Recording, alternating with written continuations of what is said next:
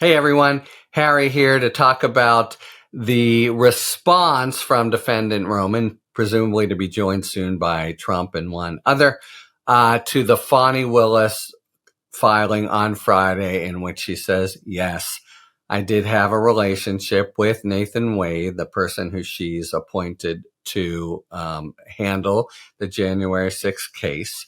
It's a 176-page filing. It includes a little of what counts as evidence, and that would be an affidavit from Wade, and then all kinds of documentary stuff meant to rebut the notion of any kind of financial commingling or financial profiting on her part from the relationship with him. So the suggestion was she pays him off, then they go travel. And so the money that she takes from the public fist to give him, translates into lobster dinners and the like. And so she's at pains to rebut that.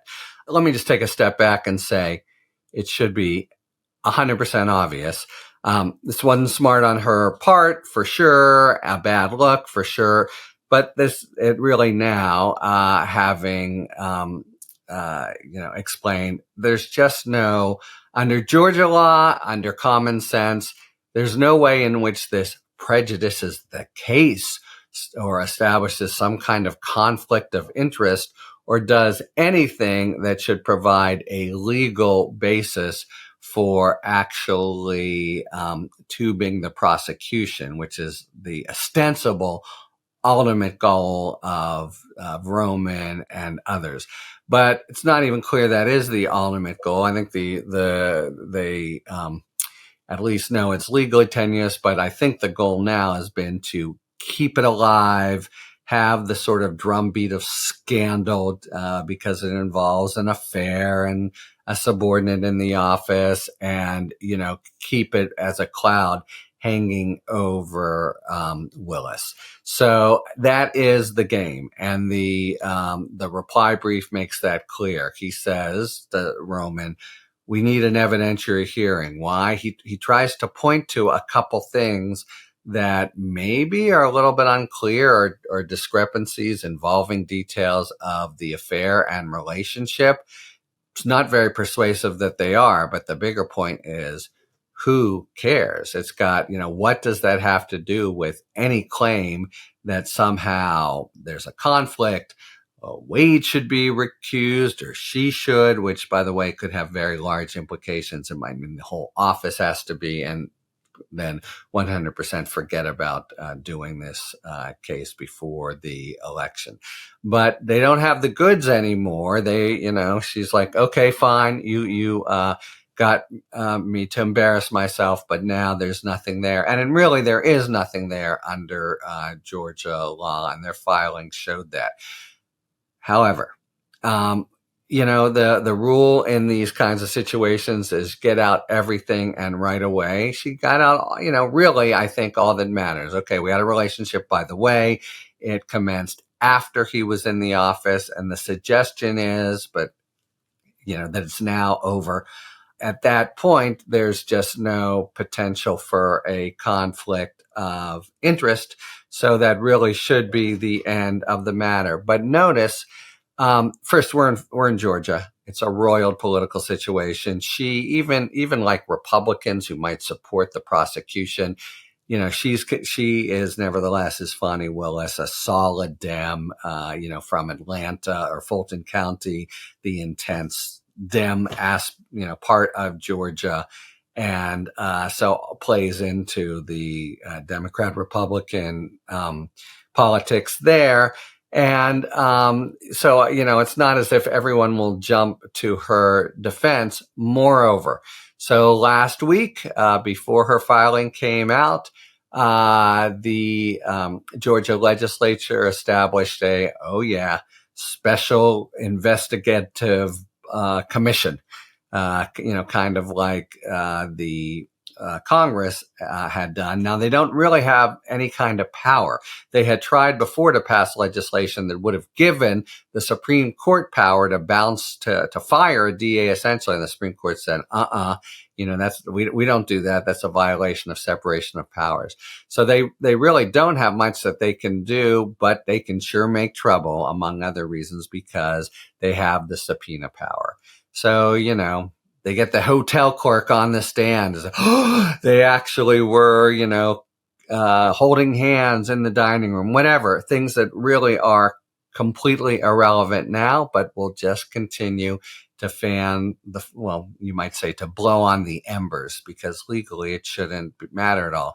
And guess what other happy camper did the same thing, inserted himself from Washington, D.C.? Jim Jordan, our old swashbuckling buddy who never met a Democrat he didn't want to accuse and disparage. So he's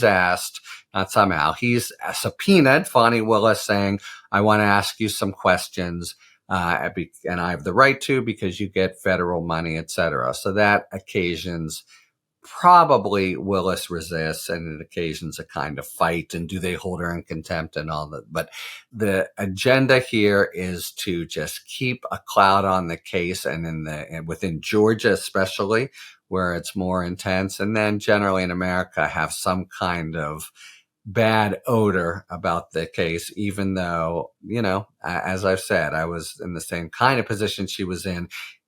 It was a terrible blunder to do.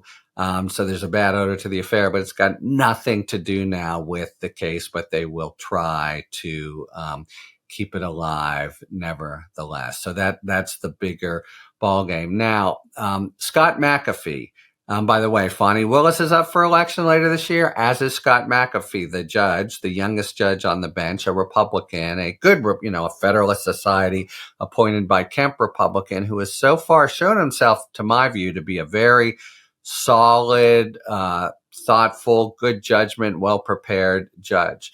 But when these allegations first came out, he called for a hearing on them on February 15th. No big deal there. There's you make a motion, you get a hearing. But he called for an evidentiary hearing. And that, to me, is a head scratcher. What does he think is needed in terms of evidence to deny this motion? I mean, I would think the only possibly germane thing is to put Roman, the defendant, on the stand and say, tell me your basis for knowing these things. And if it's all speculative or things that really don't hold up, then he hasn't made the initial case. I think even if he has made his initial case that they basically had an affair, it should be denied. And indeed, at the end of this 176-page motion that Fani Willis filed Friday, she said, so we don't need an evidentiary hearing, just a regular hearing. But that, because he called for it before, that is a point of remaining drama. Will McAfee still make this hearing on the 15th, a week from Thursday, into an evidentiary hearing? And if so, we already know that Roman, the defendant, has subpoenaed everybody in Georgia, has subpoenaed White, has subpoenaed Willis, has subpoenaed all kinds of employees in the office, wants to make it a total circus, but a circus not about a case or conflict of interest, a circus about the relationship, basically. And, that's the way they want to kind of keep it alive and have the average Georgian who pays some attention, but not too much. And maybe the average American think bad of Fani Willis and kind of think that maybe the prosecution somehow isn't righteous, which it is. But maybe this delays things, etc. Just keep making a mess in the vintage time-honored Trumpian style. So we'll see how successful they are at that. They should be exactly zero successful. On the 15th, McAfee should just deny the motion. That should be the end of it.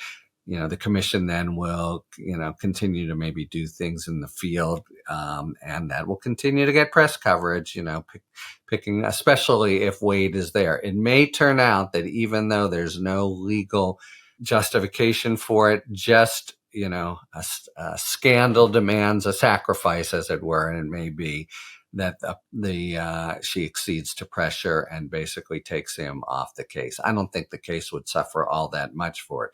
Taking herself or getting herself recused from the case would be a bigger problem logistically. But so my sense is there's nothing there. McAfee, a good judge, though up for election, will recognize there's nothing there and say so.